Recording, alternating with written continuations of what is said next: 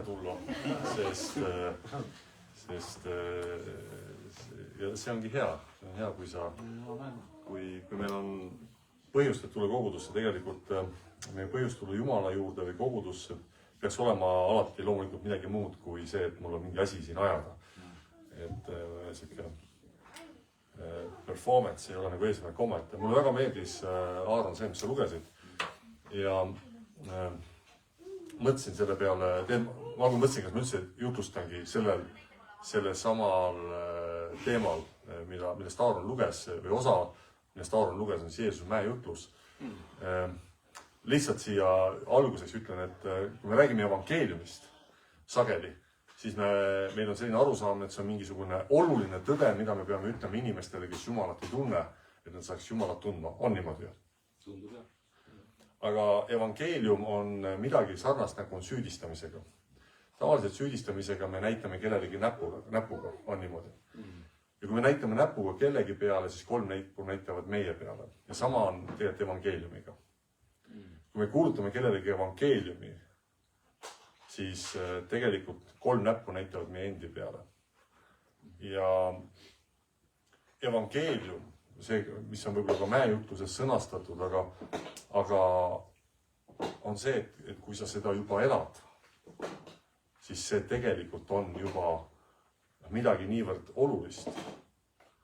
Et nii nagu on see pühak Franciscus Assisist, kelle käest küsiti, või kes on öelnud seda, et kuulutage evangeeliumi ja kui vaja, siis rääkige ka sellest. Et su elu, et kui sa juba püüad elada selle järgi, mida Jeesus õpetas, siis juba see on evangeelium. Mõnikord meil jääb sellest puudu, et me tahame seda mõnikord sõnadega kompenseerida. Mõlemat on vaja.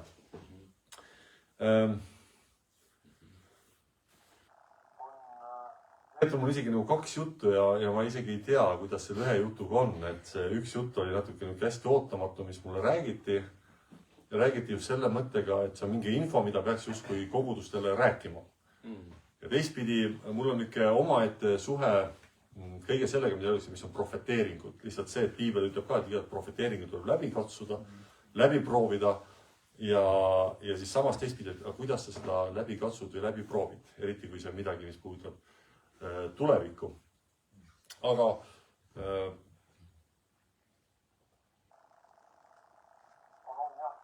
selline jutt, mis on praegult siin Pärnus ühes koguduses hakkan nagu liiklema või on nagu selline kogemus, kus on selline taju või selline tunne või kuidagi selline Jumalalt saadud selline kõne, et üsna varsti saabub selline aeg, kus väga olulisel rollil on just see, et kogudused on need kohad, mis peavad olema valmis inimestele abi andma. Ja eks see asi on midagi, mida me kuuleme kogu aeg, et igasugused kriisivarudest räägitakse ja asjadest ja jällegi et see ei olnud kuidagi seotud mingisuguse sõjaohuga, aga lihtsalt mingi sihukese olukorraga. Ma ei hakka seda praegu siin hetkel pikemalt lahkama või seda, sest aga ütleme selline mõte, et ühesõnaga võib-olla siis tasub vaadata kodus ka selle pilguga üle, et ravimeid oleks olemas igaks juhuks, et kui palju tekke patju ja kui midagi peaks toimuma sellist, siis et me kristlastena võiks olla pigem need abiandjad, kui see, et me peame abi otsima. Aga ma nüüd jälle, see on niisugune, ma praegu sellel rohkem ei peatu. Mul on ikka väike jutlus ka välja mõeldud. Igal juhul, ma ei tea, kas sa oled mõelnud selle peale, et sa oled superkangelane? Aga suunas ikka, jah. Helver on regulaarselt. Ja, selles mõttes, et meil on selles mõttes hästi. Muidugi, Helveri kiituseks peab ütlema küll, et Helver, kes on nagu siis meie koguduses selline superkangelane, me kõik oleme siis üldiselt, meil kõigil on natuke parem riietusmaitse kui superkangelastel. Te teate, kuidas superkangelased riietuvad. See on täpselt selline, et eile õhtu on olnud niisugune pikk pidu hästi palju igasuguseid asju on toimunud selle peo käigus. Hommikul järsku pead üles ärkama ja pead mingit kriisi lahendama minema ja sa paned selga kiiruga kätte juhtuvad asjad. Sa leiad mingisuguse liibuva kostüümi, sa leiad kellegi sukapüksid, tõmbad need jalga, sa tõmbad sukapükste peale aluspüksid, sa leiad mingisuguse kanga, paned õlgadele ja siis mingisugune maski ja jooksed rinna vahele olukordi lahendama. See on nagu tavaline Ameerika super koomiksi või koomiksite superkangelase riietus. Nüüd meie inimestena või Jumal on loonud tegelikult inimesed ka supervõimetega. Ja need supervõimed, tähendab, on olemas teatud supervõimed, mida inimesed on ihalenud. Ja need tavaliselt seostuvad näiteks, et käia läbi seinte, mingi supervõime, muinasjuttudest, näha läbi seinte, lennata, selline supervõime, rääkida kauge maa taha. Ja osad supervõimed on tehnoloogia lahendanud. Meil on olemas seadmed, millega on võimalik läbi inimeste vaadata, läbi seinte vaadata. Meil on olemas öövaatusseadmed, millega saab pimedas vaadata. Meil on olemas lennukid, millega saab lennata. Meil on droonid, millega saab lennata. Meil on mobiiltelefon. Mul on siiamaani see jutt meeles, ma arvan, ma olin mingi 10-aastane, poistega sõitsime ratastega küla vahel ja siis me mõtlesime, et jube äge, kui oleks selline telefon, millega saad mitme kilomeetri kaugusele rääkida, aga sellisel moel, et sul ei ole mingit juhet järgi. Ja siis läheb 10 aastat mööda ja mul on selline asi käes, taskus olemas. Tehnoloogiline unistus. Kuid Jumal on meid loonud inimesi kõiki, siis tegelikult sellise supervõimega. Või tead, neid supervõimeid on mitmeid.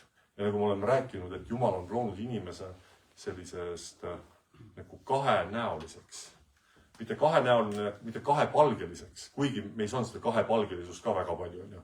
Et see me mingis, oskame inimeste eest teha niisugust viisakat ja toredat nägu ja piisab sellest, et kui näiteks inimene pastor rahvub ruumis ja siis keegi on, teate küll, see pastor on selline mees, on imelik ja üleüldse ta ei oska pilli ka korralikult mängida ja laulda ja jutustada ja niimoodi. Me võib-olla on niimoodi. Mõnes koguduses see niimoodi on, meie koguduses kindlasti mitte. Aga kahenäoliseks selles mõttes, et Jumal on loonud neid loodusnäoliseks ja kui me loeme esimese Moosese raamatu 2. peatükist, siis Jumal ja Piiblis on 2 loomislugu, 2 inimese loomislugu kirjas, mitte 1. Siis see teine inimese loomise lugu on ja issand Jumal valmistas inimese, kes põrm on mullast ja puus tema ninasse eluhinguse. Nõnda see inimene elavaks hingeks. Ehk siis, et see meie materjal, millest me oleme tehtud. Me oleme loodud samast materjalist nagu kõik muud asjad. Meile kehtivad samasugused füüsikalise maailma, füüsilise maailma seaduspärasused.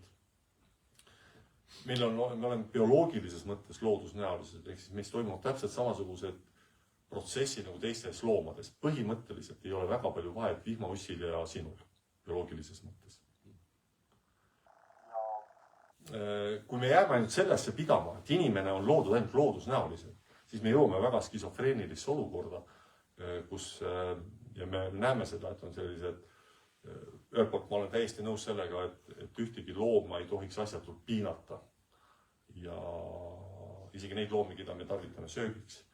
Aga on olemas siis see, kus see looma kaitsmine võib minna sellisesse äärmusesse, kus me lõpuks ütleme, et inimene on kõige kurjam olend, järelikult inimest ei ole vaja, inimene tuleks hävitada.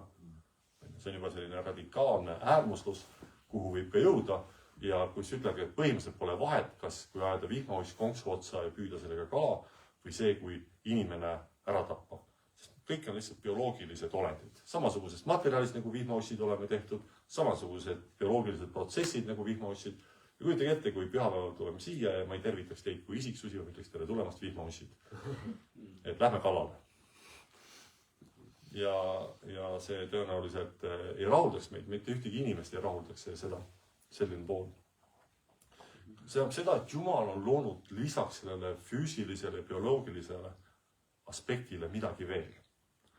Ja see on see, mis on esimese Moosese raamatus, selles esimeses loomisloos kirjas, kus on kirjas ja Jumal lõi inimese oma näo järgi. Jumala näo järgi lõi ta tema, ta lõi ta meheks ja naiseks. Ja see Jumala näolisus, koos sellega tuleb kaasa meile üks pakett supervõimeid. Ma võin lahendada ära tänase ülistuse erilise saladuse, kui te tahate. See on siin maas olevat, siin on üks, ma näitan teile, supervõimete komplekt. Ja need supervõimed, täiendav Herk on superkitarrimängija, ma arvan, meie kogu see parim kitarrimängija. Need võimed, need plokid, need võimendavad mingid asju, mida Herk ei saa loomulikult tekitada, näiteks kaja. Või siin tekib selline süntesaatori heli või lisaoktavi sound. Jumal on meile midagi sarnast kaasa andnud. See, et meie selles bioloogilises ja füsioloogilises kehas on midagi veel, mis on punt supervõimeid. Sest me teame seda, et kui me ütleks, et inimene on ainult bioloogiline või füsioloogiline või füüsiline olend, siis näiteks selline mõiste nagu mõrv ei omandaks mitte mingisugust tähendust. Sest siis oleks ainult molekulide ja keemiliste ühendite ümberpaigutamine.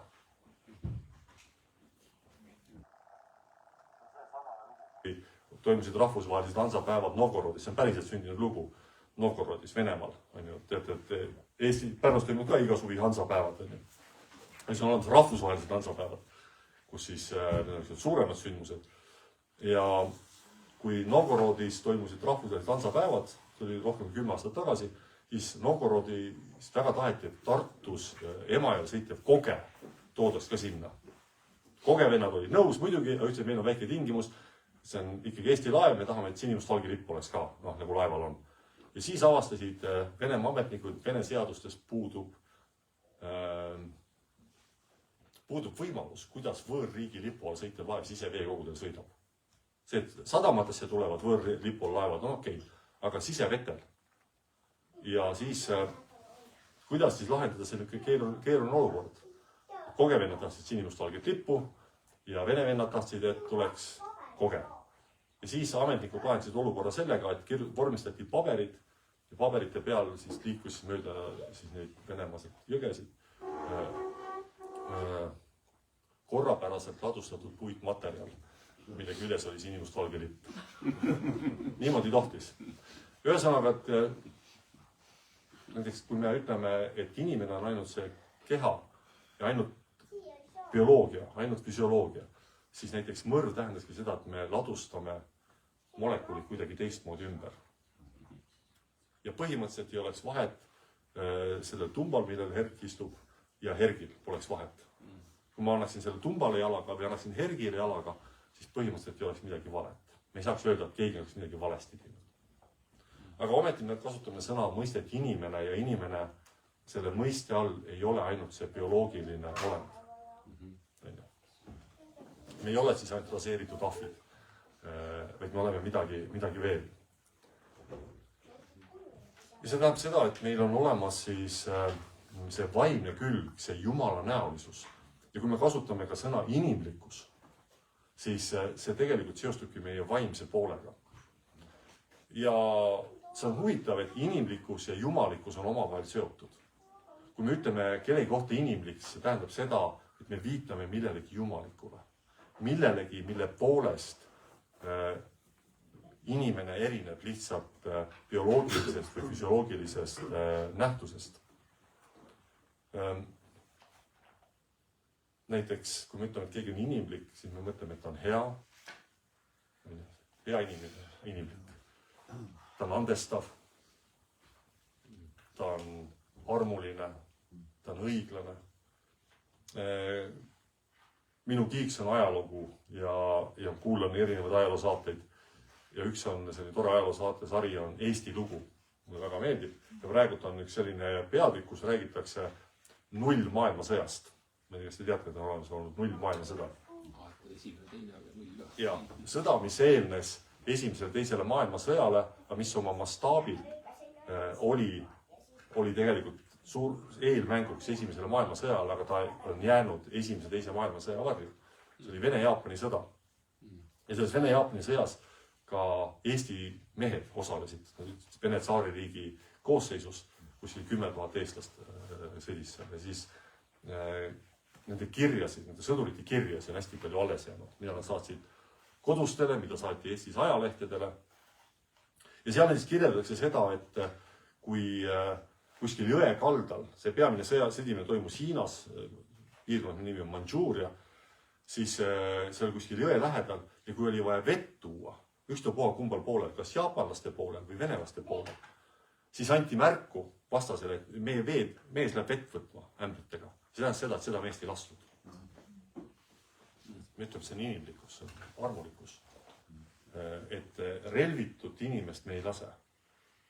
Ja see kõik muutus teisel maailmasõjal alates, kui on vaenlane, siis pole vahet. Oled sa relvadega relvitud, vigane, kui sa oled vaenlased tuleb hävitada. Kui te vaatate praegult Vene ja Ukraina sõda, siis te näete samamoodi need droonipilootide videosid. Siis seal pole vahet, kas vastane on relvadega relvitu, haavatu, terve, pole vahet.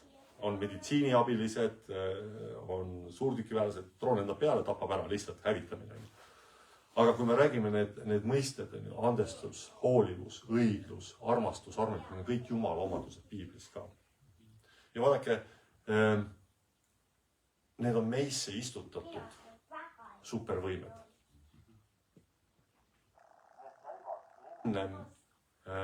Muid super või üleloomulikke asju, mida me võib-olla mõnikord ka tahaksime, et kaasneda. Meie usk seostub ja üheks selliseks supervõimeks ongi siis usk. Usk seostub meil sellise sfääriga, mille nimeks on abstraktne mõtlemine. Ehk siis, et me võime mõtelda millestki, mida me ei näe. Mida me ei ole kunagi kogenud.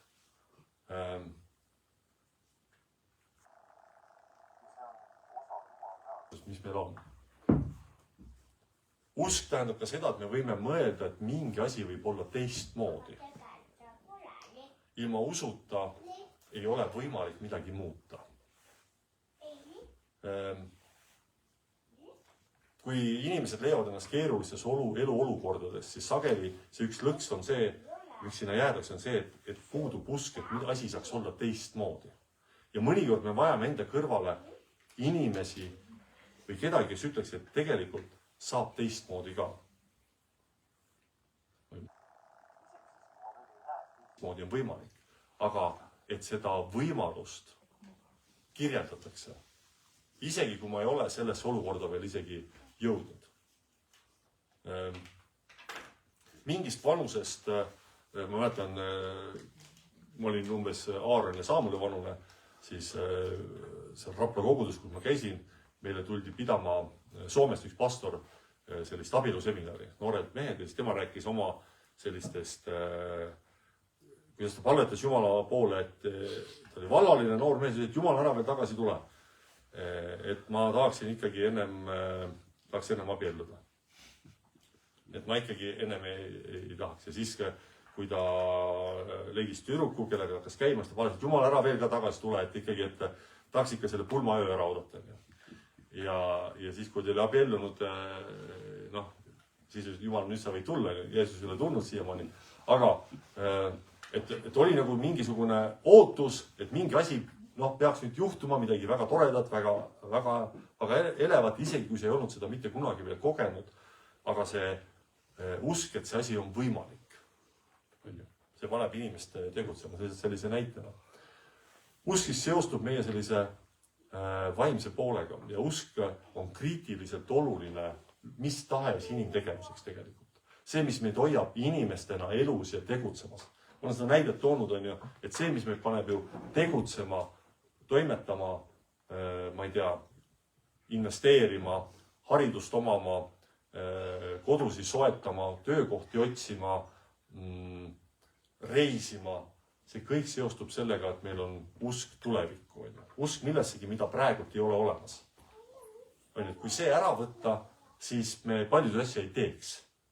Kui meil öeldakse, et see asi on võimatu. et see niimoodi, seda asi ei lähe niimoodi, siis noh, me ei teeks seda. Kui keegi meile, noh, ükstapuha, kui palju keegi mulle räägis, et kuule, kui sa tahad tõeliselt läbi seinte reisida, see tähendab siis seda, et sa peaksid võtma võimalikult kiire auto ja sõitma võimalikult suure hooga vastu esimest betoonseina. Et siis saad läbi seina sõita. Siis saad näha, kus läbi teist poolt seina on. See on täpselt asi, mida ma saan elus ühe korra proovida. Aga suure tõenäosusega ma seda mitte kunagi ei proovi. Teadlikult kindlasti mitte, et ma tahaks seda proovida. Sest ma ei pea seda, ma ei usu, et see on tõeline, et ma saan sellega teise poole seina reisida, saate aru. Ehk siis, kui ma usuksin seda, siis ma võib-olla teeksin seda. Ja maailmas on neid näiteid päris palju, kus on usutud, et ma nüüd ei mäleta täpselt, mis sõda see oli, vist oli Lõuna-Aafrikas, kui suuludega sõiditi, seal valged inglased siis suulude üks selline nõid kuningas tegi mingisugune riitus oma sõdalastele, ütles, et nüüd on selline värk, et kui nüüd see riitus on tehtud, kuulid ei taba teid. Vennad läksid võtsid oma odad ja vibud ja jooksid inglaste vastu, inglaste olid kuulipildujad ja noh, ikkagi tabasid neid kuulid päris palju. Ja ühesõnaga, see, et nemad uskusid sellesse, ei tähendanud seda, et kuulid neid ei oleks tabanud, sest nad uskusid midagi, mis osutus valeks, ebatõeseks. Aga see võime uskuda, mis on igal inimesel olemas, see on inimese supervõime. Ja kristlastena seda enam on see meie supervõime. Noh, usuga seostubki ju paljusid asju, seostub raha on kokkulepe, see tugineb ainult usul või usaldusel, liiklus. Me oleme liikluses ainult sellepärast, et me usaldame, et teine inimene ei sõida mind sodiks. Hambaarsti juures käimine. Me üldiselt usume, et hambaarsti kirg ei ole meile teha valu, vaid lahendada keerulisi olukordi, ja ostu-müügitehingud ja nii edasi ja nii edasi. Ja võib-olla kõige parem näide, mida tähendab siis uskumine, mis on see supervõime, mis on tegelikult üks võib-olla olulisemad supervõimed, mis meil on antud, on üks selline lugu, mille kohta võiks panna ka pealkirja, et Jumal on hulluks läinud, mis on piiblis kirjas. Kui Jumal on hulluks läinud, Jumal on segaseks läinud. Ja see on esimese Moosese 22. peatükis, mis on lugu sellest, kuidas Jumal räägib Abrahamiga ja annab talle ühe kummalise ülesande. Ja ma loen teile ette siin esimesest salmist alates, 1-5. salmini. Pärast neid sündmusi pani Jumal Abrahami proovile ning ütles talle, Abraham, ja ta vastas, siin ma olen.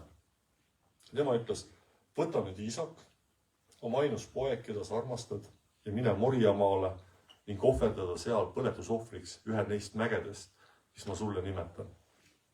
Ja Abraham tõusis hommikul vara, saduldas oma eesli, võttis enesega kaasa 2 noort meest ja oma poja Iisaki, lõhkus põletusohvrid puud, seadus minekule ja läks paika, millest Jumal temal oli rääkinud.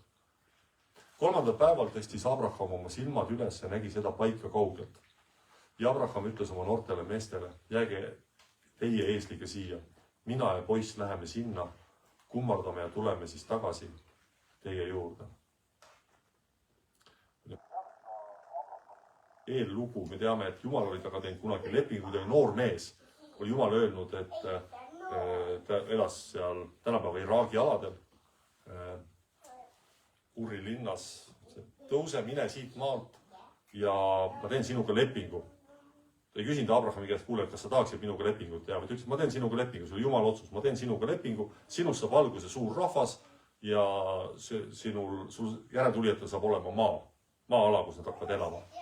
Abraham mõtles näpud püsti, väga hea, minust saab patriarh, kõik on tore, noor naine, Saara, kõik on jube äge, elu on ilus. Lähme aga rändama ja hakkame lapsi tegema. Rändasid, aga lapsi ei tulnud.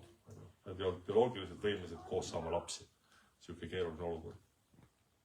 Ja seal vahepeal siis Saara targa naisena ja naised valdavalt on väga targad ja palju targemad kui mehed sageli või nutikamad. Saara vahepeal otsustab Jumalat aidata, ütleb, okei, minuga sa last ei saa, aga äkki saad ühe meie teenijana ka lapse. Abraham oli nõus, sai teenijannaga lapse, sellest tekkis palju rohkem nagu muret. Mitte sellest lapsest, aga kuna Saara ei suutnud selle olukorraga toime tulla, et on tema teenijannal, tema on jäänud rasedaks, mina ei ole jäänud rasedaks, tal on laps, poeg, minul ei ole poega. Niisugune keeruline rivaliteet, mis tekkis. Ja lõpuks, kui nad on siis, Saara ja Abraham on juba väga vanad, nad on ületanud selle bioloogilise piiri, kus üleüldse on võimalik saada lapsi naistel, siis Saara jääb rasedaks ja ta sünnitab poja, Iisaku.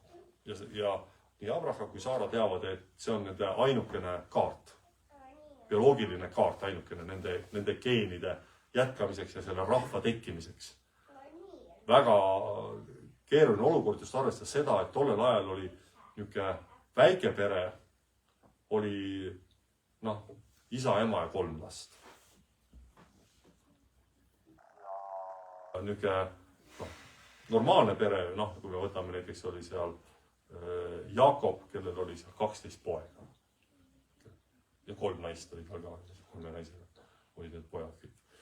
Et need oli niisugune normaalne pere, suur pere. Nii et see olukord oli väga, väga tundlik. Ja nüüd Abraham, kui ta saab Jumalalt selle korralduse, võta Iisak oma ainus poeg, keda sa armastad, ja mine Morjamaale ja ohverdada seal. Ta ei olnud see, et võta oma see tüütu teismeline, kellega sul kogu aeg mingid jamasid, mine ohverdada ära. Pole sul vaja, sa oled ikka tubli mees, aga poiss pole selline. Ta ütleb, et see on poeg, keda sa armastad. Ja see, mida Jumal ütleb Abrahamile, siis inimlikus mõttes, ma ütlesin, et inimlikud omadused, see on ju ebamoraalne, see on antisotsiaalne, see on mitteratsionaalne, mida Jumal ütleb.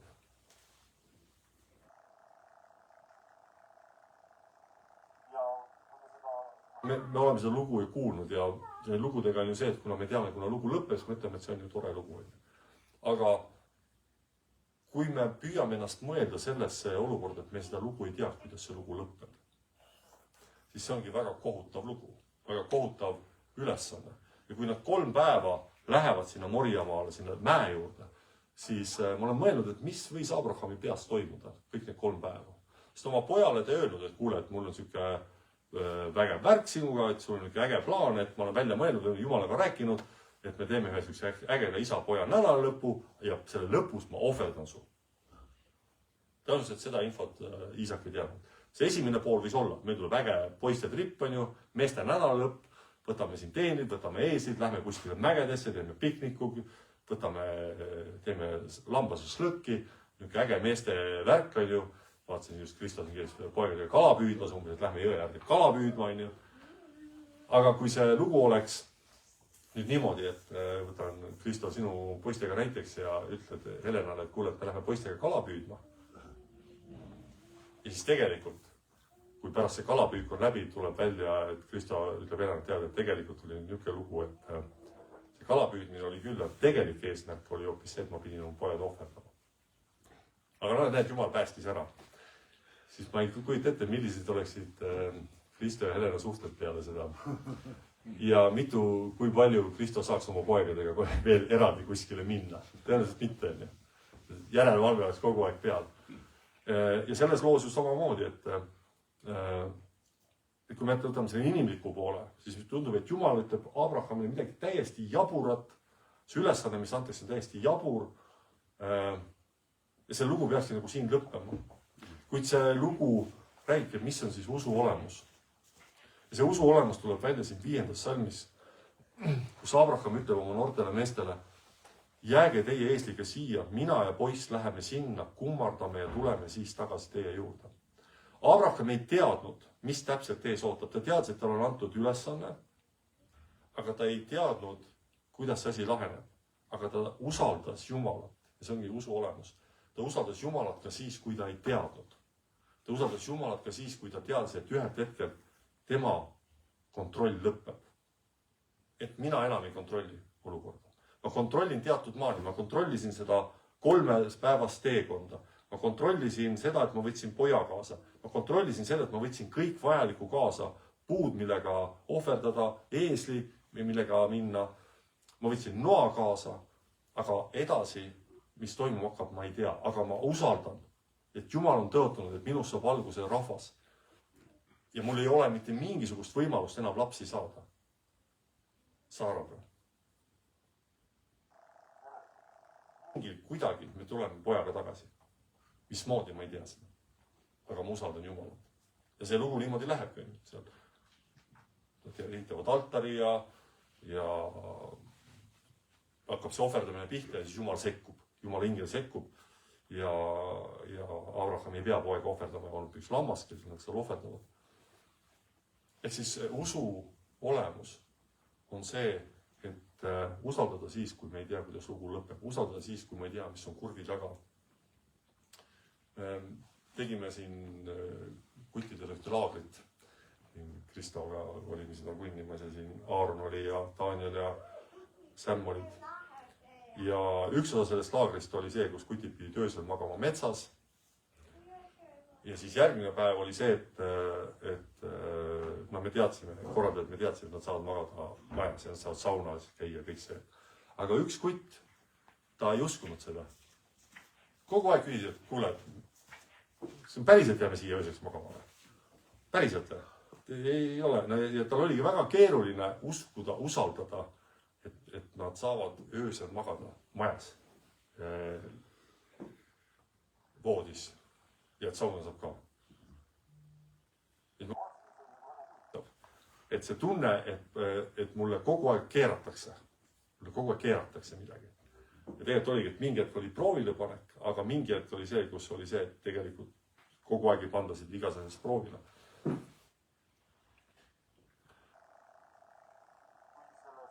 See usuproov, sellisel isiklikul tasandil võime öelda, et see võis olla Abrahamile väga keeruline asi, millest ta läbi läks. Ta pidi, nii nagu üks Taani filosoof Søren Kierkegaard on öelnud, et Abraham pidi sooritama hüppe. Ta jõudis kriisi. See kriis ei selles, et ta oli kõik nagu, tundus, et kõik legoklotsid on nüüd paigas, kohe saab maja valmis ja siis Jumal ütleb, et nüüd sa pead selle maja ära lammutama. Ja ta pidi sooritama selle hüppe, et usaldada Jumalat. Ja see viis ta järgmisele tasemele, sellises ka vaimulikus elus. Et isiklikult ta läks läbi kriisi, aga selle lool on veel üks teine paralleel, üks teine tähendus. Ja see tähendus ületab isikliku tähenduse. Ja see lugu räägib veel ühest teisest loost, mis oli inimkonna, võiks öelda selline tume saladus, must peatükk inimkonna ajaloos. Ja see on inimohverdamine. See on selline üks kõige äärmuslikumaid, ka need kultuurid, kus seda on tehtud, siis on seda peetud kõige äärmuslikumaks ja kõige mõjusamaks ohvriks. Et ohverdada inimene, kas siis vaimudele, ja mõnepoolt seda tehakse siiamaani, et siis saada midagi endale. Ja tavaliselt sellised maagilised rituaalid, nad on hästi isekad. Mina tahan saada midagi.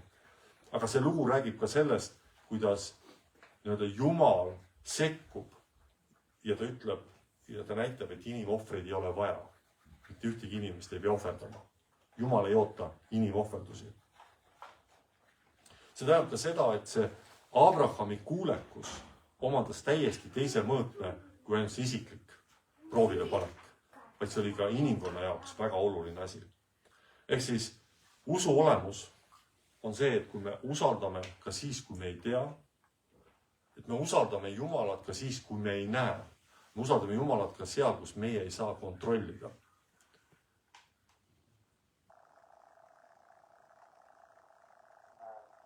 Sellesse punkti, kus me ütleme, et Jumal, sinu kätte ma annan kõik selle. Usk ei ole vaimulik laiskus, et ma ei pea midagi tegema.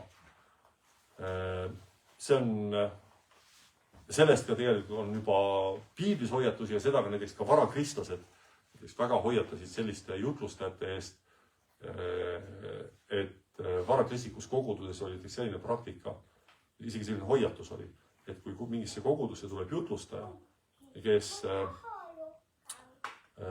rändjutlustaja, ja ta rohkem kui nädal aega peatub teie juures ja tahab ainult teie kulul elada, siis selline jutlustaja tuleb minema saata.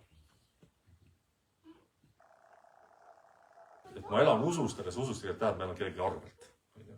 Et uskumine, Jumala usaldamine ei tähenda, ei vabanda mitte mingisugust laiskust meie elus.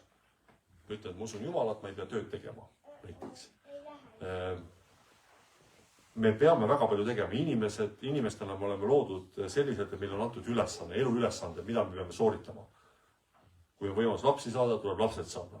Kui lapsed on saadud, tuleb nad suureks kasvatada. Kui on selleks, et lapsed suureks kasvatada, peab tööl käima. Tuleb teenida vahendeid selleks, olgu siis, et kasvatad kaalikat või teenid raha, aga sa pead vaeva nägema, pingutama. See käib meie elu juurde. Aga selle kõige juures on ka see, et ma usaldan Jumalat ja ma ütlen, et kõiki asju mina lõplikult ei kontrolli. Et ma olen kuulekas ka Jumalale. Et ma kuulan Jumalat ka siis, kui mulle tundub, et mina olen asjad enda just läbi mõelnud. Aga kui Jumal ütleb, et aga ma tahan, et sa teeksid nüüd mingi järgmise hüppe. Ja sa teeksid mingi sammu, et sa usaldaksid mind. Et sa päriselt saad ka täna siin magada. Voodis. Sa ei pea üldse kartma, et sa metsas pead jälle seal põõsad magama.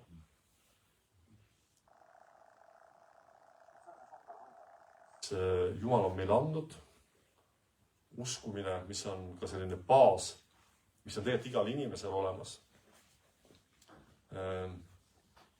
Mis on igal inimesel rohkem sügavalt olemas, kui ka meie mitteusklikest sõbrad oskavad enda puhul karvata.